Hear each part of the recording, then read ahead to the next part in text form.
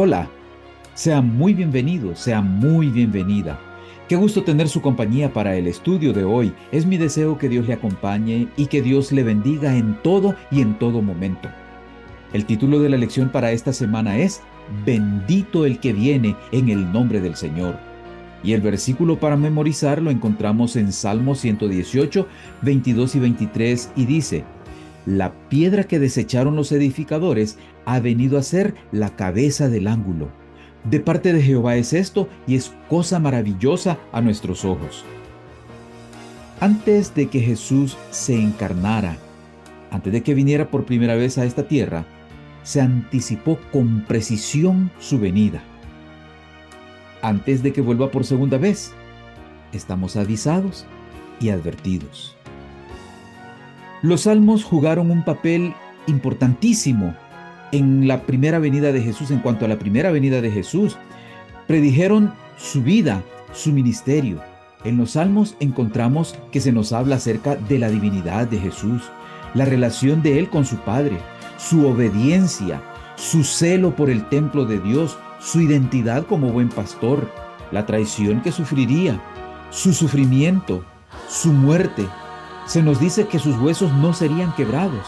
Se nos habla también de su resurrección, de su ascensión, de su realeza, de su sacerdocio. Le invito a que me acompañe hasta el final del video para que veamos lo que los salmistas nos dicen acerca de nuestro Salvador.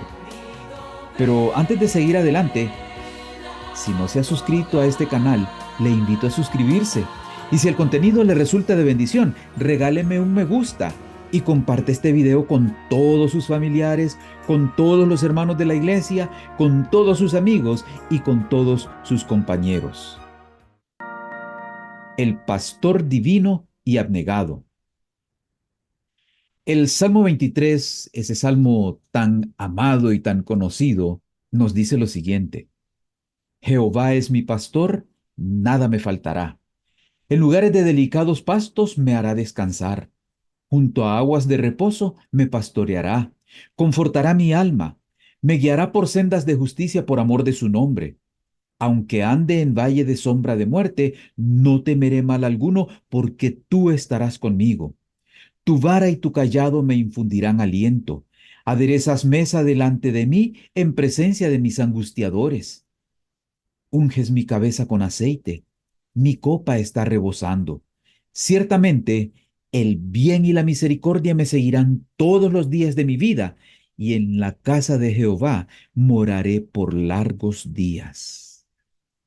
Encontramos una imagen interesante. El Señor es nuestro pastor. Eso significa que nosotros somos sus ovejas. El Señor es quien nos guía, es quien nos protege, es quien nos cuida, es quien provee para nosotros el sustento, está siempre atento, está siempre pendiente de cada uno de nosotros. Nosotros como ovejas somos dependientes, totalmente dependientes de Él para que nuestras necesidades sean satisfechas.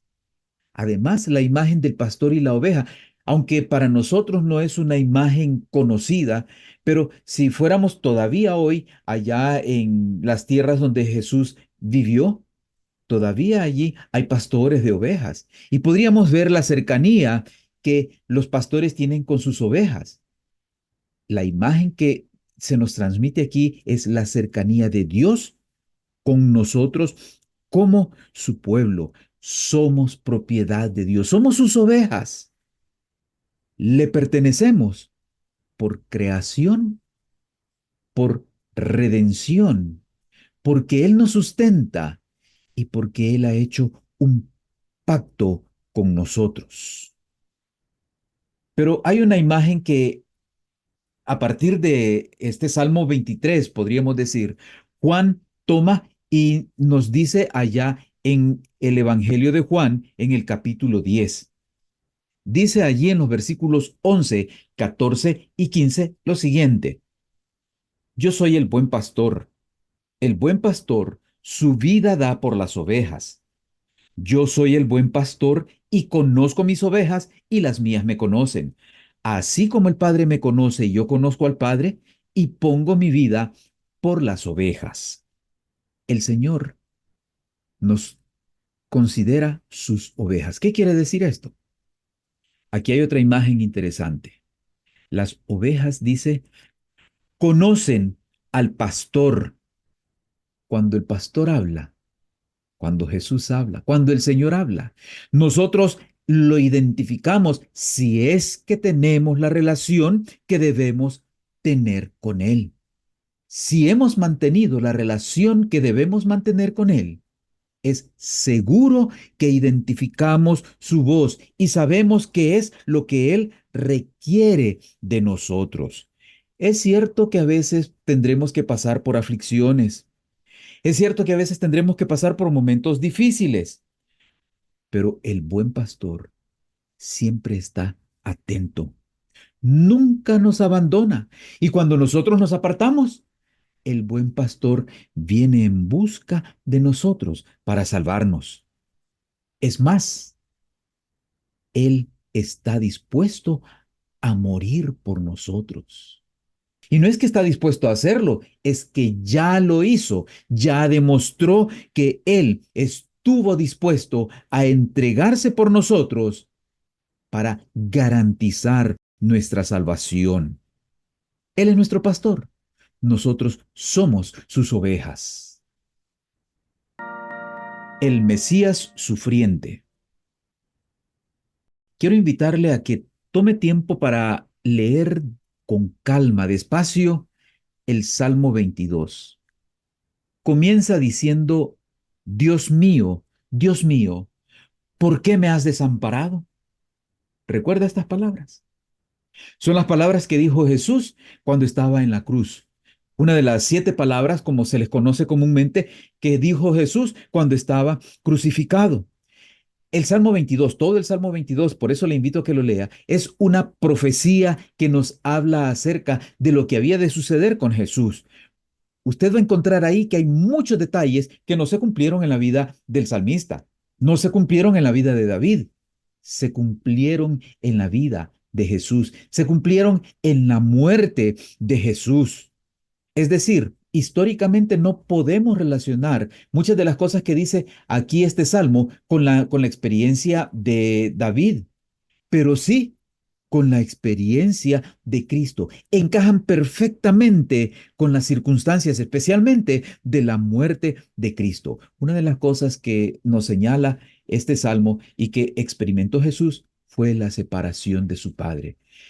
Jesús había vivido toda la vida, desde la eternidad en el pasado, había vivido una estrecha y perfecta relación con su Padre y nunca había roto esa relación, nunca se había separado de él. Así es que cuando la carga de sus pecados y mis pecados caen sobre él ahí cuando está crucificado, se siente separado de Dios, se siente abandonado por su Padre. Y fue cuando dijo, Dios mío, ¿por qué me has desamparado? Es que sobre Cristo, como sustituto y garante de nosotros, fue puesta la iniquidad de todos nosotros. Fue contado por transgresor para que pudiese redimirnos de la condenación de la ley. La culpabilidad de cada descendiente de Adán abrumó su corazón. La ira de Dios contra el pecado, la terrible manifestación de su desagrado por causa de la iniquidad, llenó de consternación el alma de su Hijo. En este salmo encontramos las imágenes de toros fuertes, de leones rugientes, de perros. Estas imágenes tienen el propósito de hacernos ver la crueldad con que trataron al Señor Jesús, la animosidad en contra de Jesús. En las horas finales, tomaron muchas de las palabras que había dicho Jesús y las usaron para burlarse de él. Pero algo más que nos dice en este salmo, que los soldados se repartieron las vestiduras de Jesús. Es interesante que aun cuando Jesús fue rechazado y fue llevado a la cruz, algo que a él no le correspondía, esto se convirtió en el triunfo de Jesús. Se convirtió en la fuente de salvación para nosotros como el pueblo de Dios. La resurrección de Cristo que vino después es nuestra garantía de que nosotros podemos resucitar. Sí, Cristo sufrió el rechazo, Cristo tuvo que pasar por el rechazo, pero eso era el momento en que Él estaba llegando a participar de la glorificación al convertirlo a su Padre en la piedra angular del templo espiritual que Dios había de edificar en esta tierra. Siempre fiel a su pacto. El Salmo 89, 27 al 32 nos dice lo siguiente: Yo también lo pondré por primogénito, el más excelso de los reyes de la tierra. Para siempre le aseguraré mi misericordia y mi pacto será firme con él. Estableceré su descendencia para siempre y su trono como los días de los cielos. Si dejaran sus hijos mi ley y no anduvieran en mis juicios, si profanaran mis estatutos y no guardaran mis mandamientos, entonces castigaré con vara su rebelión y con azotes sus maldades. En este salmo encontramos un pacto que Dios hace con David. Dios le da a David la seguridad de que ha de sostener para siempre el linaje de David, que le habría de dar prosperidad. Pero había una parte que David y sus descendientes habían de cumplir con el pacto. Dios siempre fue fiel a su pacto, pero los descendientes de David no siempre fueron fieles a este pacto con el Señor. Cuando quebrantamos el pacto del Señor, se deja ver la ira de Dios. Ahora, la ira de Dios no es contra las personas, es contra el pecado. Lo que a Dios le desagrada no somos las personas. A Dios le desagrada el pecado. ¿Y qué sucede? Una vez que nosotros quebrantamos el pacto, una vez que fallamos en nuestra relación con el Señor, comenzamos a sufrir las consecuencias de nuestra separación, las consecuencias de nuestro alejamiento del Señor. Dios nos sigue amando. Él sigue dispuesto a perdonar nuestros pecados. Él sigue dispuesto a que nos arrepintamos y en cuanto nos arrepintamos, a recibirnos nuevamente. Pero mientras nos mantenemos separados de Él, Dios no puede hacer más por nosotros. Pero Él se mantiene fiel a su pacto. Él se mantiene siempre dispuesto a aceptarnos, a recibirnos, a perdonarnos. Mientras nos mantenemos separados, sufrimos las consecuencias y muchas veces, aun cuando volvemos arrepentidos, las consecuencias de nuestros pecados nos alcanzan. Dios nunca falla. Dios siempre cumple su parte. Él siempre hace su parte y Él siempre está dispuesto a mantenerse fiel a lo que ha prometido. Somos nosotros los que le fallamos al Señor. Somos nosotros los que le damos la espalda al Señor. Pero Él siempre está dispuesto a recibirnos. Él siempre está dispuesto a hacer por nosotros y para nosotros lo que Él sabe que es mejor. Rey eterno de poder incomparable. En el Salmo 2, los versículos del 7 al 9, el salmista dice: Yo publicaré el decreto. Jehová me ha dicho, mi hijo eres tú, yo te engendré hoy. Pídeme y te daré por herencia las naciones y como posesión tuya los confines de la tierra. Los quebrantarás con vara de hierro, como a vasija de alfarero los desmenuzarás. En estos versículos de este salmo se prevé la resurrección y la exaltación de Cristo. Se anticipa el amanecer del nuevo pacto y se nos habla de la realeza de Cristo. El Mesías se sienta a la diestra de Dios porque posee honor, porque posee autoridad como ningún otro.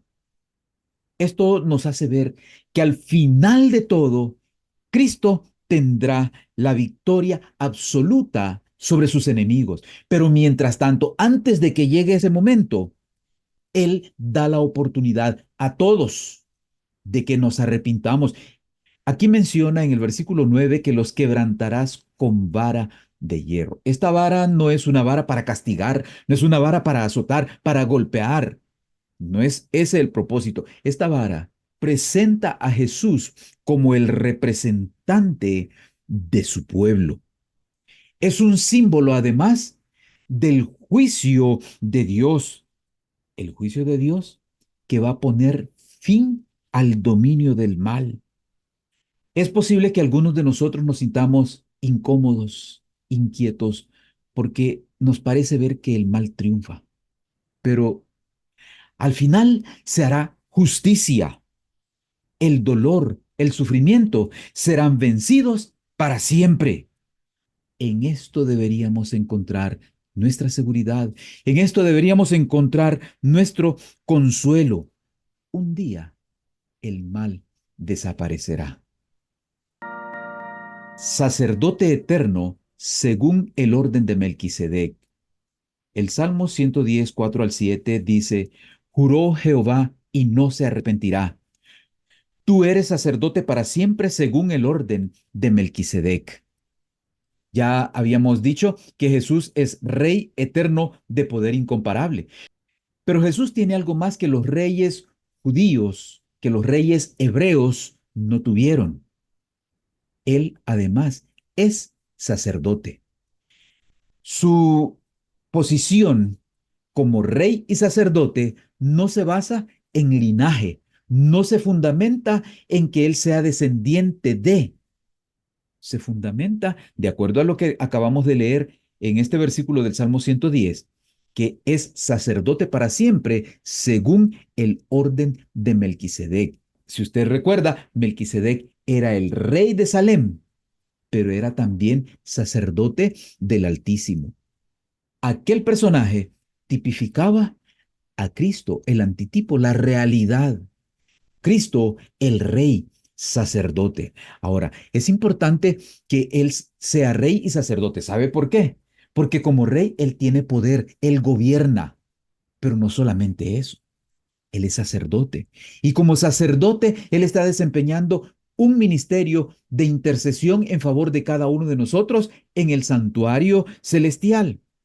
Y esto nos da la seguridad de que tenemos alguien que intercede por nosotros, alguien que por su gracia está procurando nuestra salvación y hace todo lo que está al alcance de su mano para podernos hacer partícipes de su salvación. Nuestras rebeliones, nuestros pecados, nuestras iniquidades pueden ser perdonadas porque hay un intercesor allá en el santuario celestial que está intercediendo por nosotros, velando en nuestro favor. Necesitamos confiar en Él. Necesitamos aprovechar el sacerdocio eterno de Cristo, por cuanto permanece para siempre. Tiene un sacerdocio inmutable. Por eso puede también salvar perpetuamente a los que por Él se acercan a Dios, viviendo siempre para interceder por ellos. ¿Qué es lo que necesitamos hacer?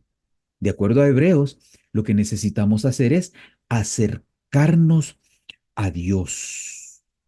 Gracias a que Jesús es nuestro Rey y nuestro sacerdote, podemos tener esperanza. Él mantiene el pacto y es un pacto superior. Está basado en las promesas de Dios. No se basa en nosotros y en nuestras promesas, porque nosotros flaqueamos, nosotros fallamos. Este pacto el Señor lo lleva a cabo y cumple con él a través de su ministerio en el santuario celestial. No lo afecta el pecado, no lo afecta la muerte. Y como leíamos, permanece para siempre porque su sacerdocio es inmutable. Él puede reconciliarnos ahora como sacerdote que es. La parte nuestra, insisto, es acudir a Él, acercarnos a Él. Y si nos acercamos a Él, tenemos la total seguridad de que Él nos acepta, de que en algún momento, pronto, muy pronto, Él eliminará el mal para siempre de nuestras vidas. Lo que Él espera de cada uno de nosotros es que nos acerquemos a Él con confianza y que estemos dispuestos a vivir en obediencia a Él. Para estudiar y meditar. Hemos visto a través de los salmos que la palabra de Dios se cumple. Debemos quitar de nuestra mente cualquier duda que pudiera haber en cuanto a la veracidad de la palabra de Dios. Los evangelios nos muestran que las promesas mesiánicas se cumplieron a cabalidad en la vida, en el ministerio del Señor Jesús. Hemos podido darnos cuenta que lo que Él prometió lo ha cumplido. Quiere decir que las promesas de Dios son fieles, son verdaderas. Su fidelidad es inquebrantable. Y así como su fidelidad es inquebrantable, su pacto permanece para siempre para con su pueblo. Jesús quiere ser el Rey de nuestras vidas, pero quiere ser también nuestro sacerdote. Si lo aceptamos como el Señor de nuestras vidas y si lo aceptamos como nuestro sacerdote, nos da la certeza de la salvación. Por medio de su humanidad, Cristo tocó a la humanidad. Por medio de su divinidad se aferró del trono de Dios. Como hijo del hombre, nos dio un ejemplo de obediencia.